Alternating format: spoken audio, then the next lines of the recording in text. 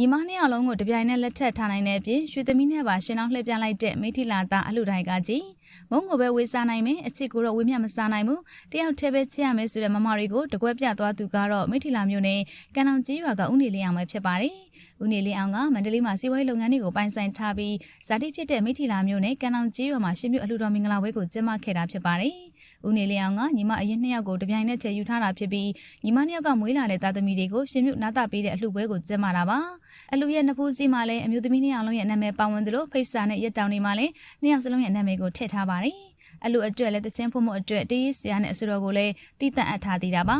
အဲဒါကြောင့်တေးရေးဆရာကတော့အလှရှင်ဦးနေလင်းအောင်နဲ့အမျိုးသမီးနှစ်ယောက်နာမည်တွေကိုထည့်သွင်းရေးသားပေးခဲ့ပါတယ်ဦးနေလျောင်ကရွာကိုပြန်လာပြီးအလှလောက်တာကတော့ဒီနေ့နဲ့ဆိုရင်3နှစ်စတိုင်ရှိသွားပြီဖြစ်ပြီးတရွာလုံးကိုမိကိုတိတ်ကျွေးမွေးခဲ့တာဖြစ်ပါတယ်။ဦးနေလျောင်ကညီမရင်းနှစ်ယောက်ကိုလက်ထပ်ထားတယ်ဆိုပေမဲ့ရှင်လောင်းလှဲတဲ့အခါမှာတော့ရွှေသမီးနဲ့ပဲရှင်လောင်းလှဲခဲ့ပါတယ်။ရှင်လောင်းလှဲဖို့အတွက်ရွှေသမီးကိုအနုပညာကြီးထထိုက်တန်းနဲ့ပေးထားခဲ့တာကြောင့်ရွှေသမီးကဦးနေလျောင်ရဲ့လက်ကိုချိတ်ပြီးတော့ရှင်လောင်းလှဲပါတယ်။အမျိုးသမီးနှစ်ယောက်ကိုယူထားနိုင်တဲ့အပြင်မင်းသမီးကပါသူ့လက်ကိုချိတ်ပြီးရှင်လောင်းလှဲနိုင်တာကြောင့်ဦးနေလျောင်ကတော့ပျော်နေပါတယ်။ဦးနေလျောင်ကသူကိုယ်တိုင်ကလည်းရွှေသမီးနဲ့အလှလဲသလိုသူ့ရဲ့ဇနီးတွေအတွက်လည်းမင်းဖုံးမြတ်နဲ့ရှင်မွေလာတို့ကိုငှားပေးထားပါတယ်။ဒါကြောင့်အမျိုးသမီးနှစ်ယောက်ကတော့မင်းသားတွေရဲ့လက်ကိုကိုစီချိတ်ပြီးရှင်လောင်းလှဲကြပါတော့တယ်။ဒါတည်းမကသေးပါဘူး။ဦးနေလျောင်ကပေါက်ကျဲဖို့အတွက်မမဆောင်ကိုပါငှားထားသေးတာပါနော်။စီမံခန့်ခွဲမှုကောင်းတဲ့ဦးနေလျောင်ကတော့အရာအလုံးတောင်းစစ်နေတဲ့ပြင်ဒီအလှအကြောင်းကတော့လူသိများသွားခဲ့ပါတော့တယ်။ဦးနေလျောင်ကညီမနှစ်ယောက်လုံးကိုလက်ထပ်ထားပြီးတပြိုင်နက်တည်းပေါင်းသိနေသူပါရှင်။ညီမနှစ်ယောက်ကမွေးထားတဲ့ကလေးတွေကလည်းအသက်မတိမ်မီနေဖြစ်နေကြတာကြောင့်အားလုံးကိုရှင်ပြုပေးလိုက်ပါတော့တယ်။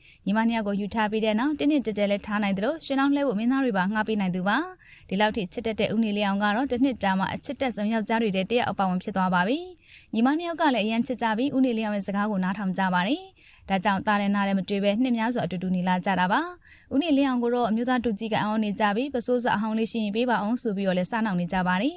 ဦးနေလင်းအောင်ကလွန်ခဲ့တဲ့နှစ်တွေတုန်းကတော့ညီမနှစ်ယောက်နဲ့တပြိုင်နက်တည်းရှင်လောင်းလှိုက်ခဲ့တာပါဒီနှစ်မှာတော့တခြားအလူတွေကလည်းတယောက်ဆောင်နေတဲ့အတူရှင်လောင်းလှည့်ကြတာကြောင့်ဦးနေလင်းအောင်ကလည်းအကြမခံလိုက်လုပ်ခဲ့ပါတယ်သူရဲ့အလူမှာစင်းနေနဲ့လှည့်တာဖြစ်ပြီးအလူအတွက်သိန်းထောင်ချီအကုန်ကြခံထားတာဖြစ်ပါတယ်မိဘနှစ်ပေါင်းလုံးတက်ရှိထင်ရှားရှိပေမဲ့လည်းတယောက်ဆောင်တွေကိုငှားပြီးရှင်လောင်းလှည့်တာကိုတော့တချို့တွေကသဘောမကျကြပါဘူးရှင်ပြုအလူပွဲဆိုတာကသာသနာအမွေကိုစက်ခံတဲ့ပွဲဖြစ်ပေမဲ့ရှင်ပြုပွဲကနေပိုင်ဆိုင်မှုတွေကိုကြွားကျင်တာကြောင့်တယောက်ဆောင်နေနဲ့ရှင်လောင်းလှည့်တဲ့ယဉ်ကျေးမှုပါဖြစ်လာခဲ့ပါတယ်တရုတ်ဆောင်တွေကိုငှားပြီးတော့ရှင်လောင်းလှဲတာကပကာသနာတွေဖြစ်တဲ့အပြင်ရှင်ပြုတ်ပွဲရဲ့အနှစ်သာရမဟုတ်ကြောင်းထောက်ပြနေကြပါတယ်။ဒါပေမဲ့ဦးနေလျောင်ကတော့ညီမနှစ်ယောက်စလုံးကိုတပြိုင်နက်ချက်လက်ထပ်ထားနိုင်တဲ့အပြင်ရွှေသမီးနဲ့ပါရှင်လောင်းလှဲနိုင်တဲ့အထိကြောဝချမ်းသာသူဖြစ်ပါတယ်ရှင်။ကိုယ်တိုင်ကလည်းရွှေသမီးနဲ့အလှလဲသလိုအမျိုးသမီးတွေကိုလည်းမင်းသားတွေနဲ့ရှင်လောင်းလှဲခိုင်းတဲ့ဦးနေလျောင်ပေါ်ပြည်သက်ကြီးရဲ့အမြင်ကိုလည်းပြပြပေးခဲ့ပါအောင်နော်။ကြည့်ရှုအားပေးခဲ့ကြတဲ့အတွက်လည်းကျေးဇူးတင်ပါတယ်ရှင်။